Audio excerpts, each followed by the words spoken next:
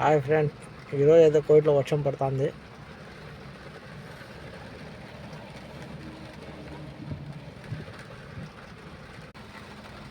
ఇక్కడ కోయిట్లో చలికాలం తప్ప నీకు ఎండాకాలం పడదు వర్షము. ఓన్లీ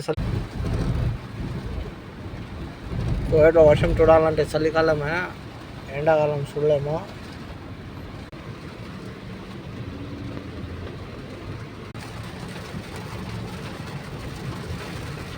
వర్షం అయితే బాగా ఊపేస్తుంది. బండ్లు చిన్నగా ఎందుకు పోతాడా అంటే ఈ వర్షాకాలంలో ఈ టైర్లు జారుతాయి బండ్లు. దానికోసమే వర్షాకాలం వస్తే చిన్నగా పోతాం బండ్లు రోడ్ల పైన.